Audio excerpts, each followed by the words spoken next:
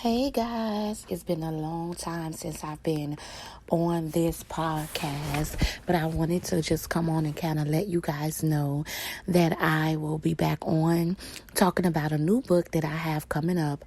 You guys know that I write books. I'm the author of 12 books and counting. I also just became a writer for a magazine company, and I'm super excited about that. But I just wanted to come on to talk about consistency being a trait of leadership. And that's one of the things that I think that we struggle with the most is being consistent in what we're doing. There's a lot of different reasons why we fall short in the area of consistency. It could be work, it could be family, it could just be, your own personal issues that you're going through. 2020 was a very difficult season for a lot of people. People were sick, people died, people lost jobs, people lost their homes. And so it was a very trying time for us. And now that we're in 2021, it seems as though this is the time for us to pick up the pieces of our life and continue to carry on and rebuild what has been lost.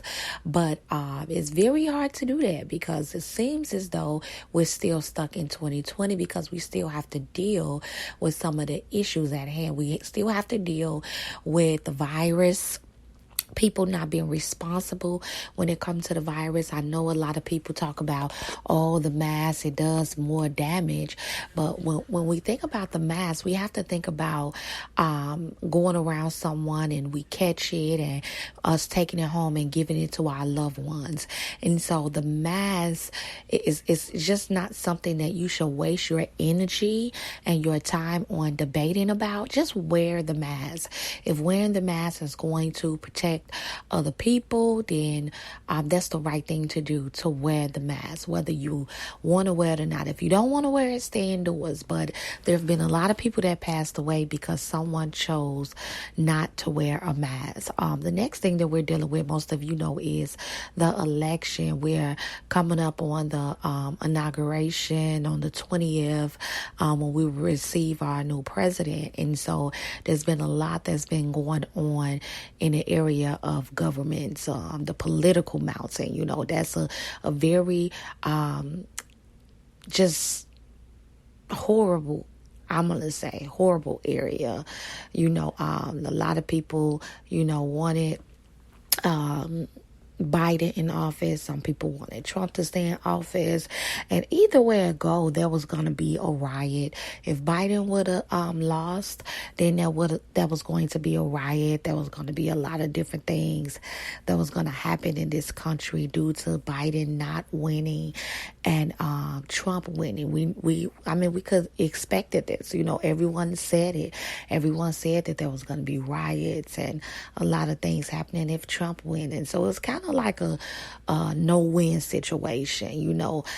There's a lot of different views that I don't want to get into because I didn't come on here to talk about politics, but there are a lot of different views of Biden's that I personally don't agree with, and then there's some views that Trump has that I don't agree with. And so when it comes to politics, it's very difficult to kind of express yourself when it's politics because honestly you don't know who to believe. I think I learned that when I was in my early 20s. I can't even remember who it was, but it was a politician running for something here in Illinois, and everything he said he was going to do, as soon as he got into office, he did the total opposite of what he said he was going to do. And so when I saw that, I knew then, I said, okay, politics is just not truthful, and so I never really focused on it. I think that as leaders, we all have the area that we're called to, and that's the area that we should focus on the most. And so what area of leadership are you called to? You may be called to the educational mountain where you might be needed in the school system. You might be needed to be a strategist on how to, come back and rebuild after everything that we've encountered. one thing that I think about what's going on with the school system is that the virus is still here, and they're saying we know that it's still here. We know that people are still dying, but we need the money, so you guys need to come back into the school building. And so it's almost like they came up with this plan to go back with no plan in action, with no plan to protect the teachers, no plan to protect even the students, because if this younger generation survives the virus and you kill off all the adults, who will be left behind to take care of the children? And so there should have been a plan set in motion, and it just seems like it wasn't a plan. I have a family full of teachers, okay? So I'm not speaking out of the side of my neck or the side of my chin or the side of my nose. I have a family full of teachers. I have so many people on the educational mountain that I'm connected with, and I know from different states the school system just did not have a plan. They just went in and said, hey, we're going to do the best that we can. And so we need leaders that are on the educational mountain so that they can help be strategists. We need a strategy. We need a strategy in this hour that will best suit the children as well as the adults when going back to school. And so when it comes to